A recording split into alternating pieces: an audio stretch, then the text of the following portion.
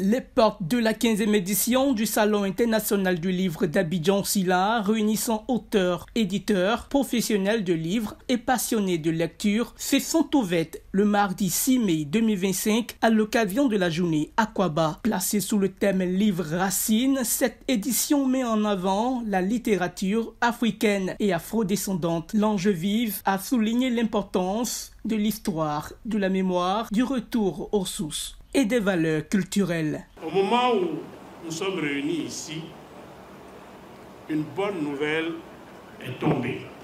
Elle concerne la restitution d'une partie de nos objets d'art retenus en France. Quel plus beau symbole que le Salon international du livre d'Abidjan pour accueillir ce moment historique. Le tambour parleur, le Didi Ayokwe, capable de résonner des kilomètres à la ronde pour rassembler et convoquer la communauté, un tambour qui est resté trop longtemps silencieux. Il retrouve aujourd'hui son pouvoir. Le président Alassane Ouattara se plaît à dire que la Côte d'Ivoire est le meilleur endroit pour aimer le monde. Le Silla est organisé avec l'appui du gouvernement ivoirien via le ministère de la Culture et de la Francophonie. La cérémonie d'ouverture a été saisie par la ministre Françoise Rimac pour réaffirmer les ambitions du gouvernement en faveur du développement du secteur du livre. Notre ambition fort légitime repose sur des instruments juridiques majeurs. Notre boussole, qui est la politique culturelle nationale de 2014 et la loi de 2015 sur l'industrie du livre. Ce sont de véritables piliers de la transformation durable de notre secteur.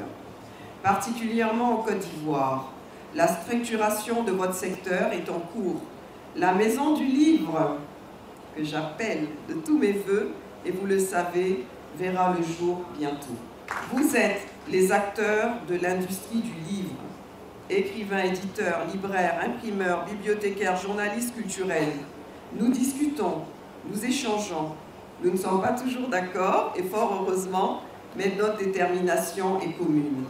Je voudrais solennellement féliciter chacune et chacun d'entre vous, car grâce à vos prix à l'international, votre inspiration et votre résilience, vous permettez le rayonnement de la Côte d'Ivoire littéraire. Cette 15e édition met à l'honneur la région du Cavali. L'écrivaine franco-ivoirienne est l'auteur à l'honneur à l'occasion des 20 ans de sa célèbre œuvre Aya de Yopougon. C'est pour moi une façon de militer pour une meilleure insertion des jeunes filles dans le monde des adultes.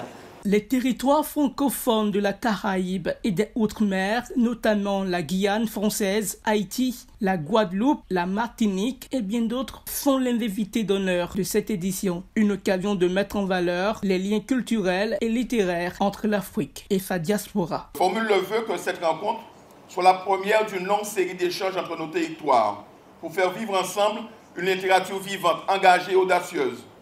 Les mots, comme le disait bien l'écrivaine Marie Scondé, c'est bien connu, ne servent pas seulement à créer du sens. Ils jouent, ils font l'amour, ils composent une musique.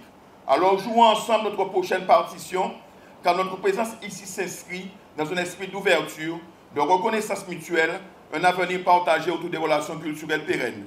Vive le livre, vive le Silla, vive Abidjan, vive la coopération entre l'Afrique et la Caraïbe, vive la Guadeloupe. Je vous remercie de m'avoir écouté. Le programme du salon est varié, ateliers d'écriture, concours de lecture, expositions, vente de livres, rencontres avec les auteurs sont prévues tout le long de l'événement. La cérémonie de clôture est prévue pour le 10 mai 2025.